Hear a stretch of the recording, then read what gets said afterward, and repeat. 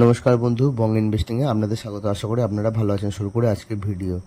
Share মার্কেটে Warren বাফেটের কতকগুলো মূল্যবান স্ট্র্যাটেজি বা কৌশল। Point number 1, invest yourself. নিজের ওপর উনি বলতে চাইছেন নিজের উপর ইনভেস্ট করো। নিজের পোর্টফোলিওতে কি শেয়ার আছে বা স্টক আছে সেগুলো সম্বন্ধে জানো, বোঝো।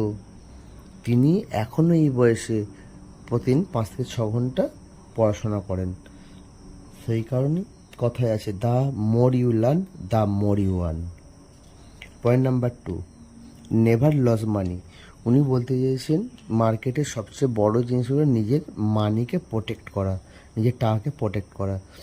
এবং তার জন্য তিনি বলতে চেয়েছেন যে কোম্পানির সম্বন্ধে তুমি জানো, বোঝো, কোম্পানির বিজনেস, সেই ফান্ডামেন্টাল স্ট্রং কোম্পানিতে ইনভেস্ট করো। যেটা তুমি জানো না, বোঝো না, সেখানে অ্যাভয়েড করাটাই ভালো। Point number 3, be fearful. Be fearful when others are greedy and greedy when others are fearful. যখন সবাই মার্কেটে ভয় পায় তখনই হচ্ছে মার্কেটে মানে সঠিক সময় ইনভেস্ট করার। এবং যখন সবাই ভাবে যে মার্কেট র্যালি দিচ্ছে, সবাই যখন লোভ পায় যে বাই বাই বাই, তখন হচ্ছে ভয় পাওয়া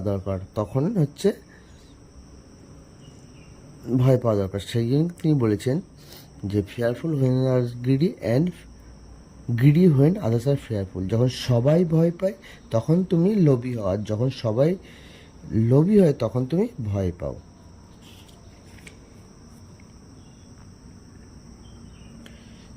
point number 4, be patience.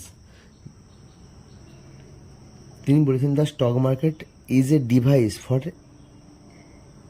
Transferring money from the impatient to the patience.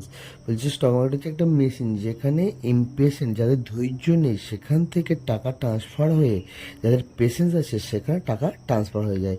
সেই কারণে তিনি বারবার লং টার্মের কথা বলেছেন, যে শুধু যে কোনো স্টক কিনলেই হবে না, বাই তো যে কেউ করতে পারে, কিন্তু তার সঙ্গে লজিকের সঙ্গে হোল্ড করাটা হচ্ছে সবচেয়ে বড় জিনিস। সেই কারণেই তিনি বলেছেন।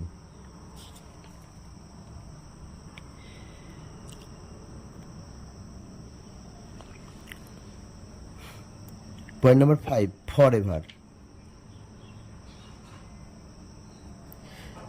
If you are not willing own a stock for 10 years, do not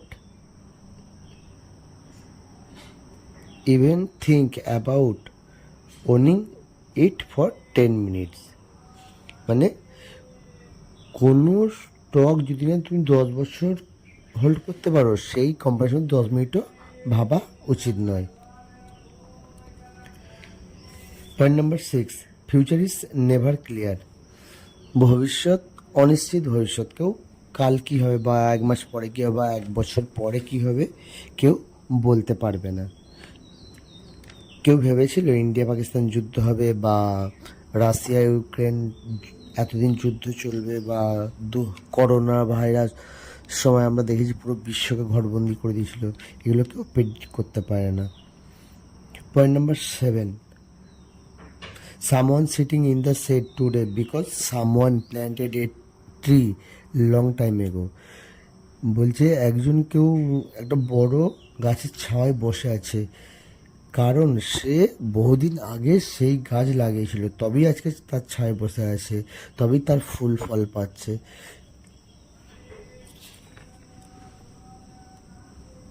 point number 8, prices dips are an opportunity to increase your position. যখন কোনো স্টক বা কারেকশন হয়, বা শেয়ার মার্কেট কারেকশন হয়, তখনই হচ্ছে বাইং অপরচুনিটি, মানে স্টেক ইনক্রিজ করার, মানে বাড়ানোর জন্য বাইং অপরচুনিটি সবচেয়ে বড় অপরচুনিটি ইনভেস্টরের কাছে। এটাই উনি বোঝাতে চেয়েছেন। Point number 9, diversification. উনি বলছেন যে ডাইভার্সিফিকেশন মানে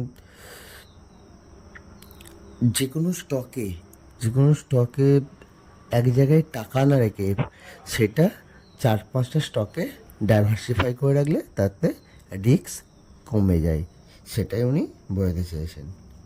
point number 10, free cash flow. Free cash flow is the king.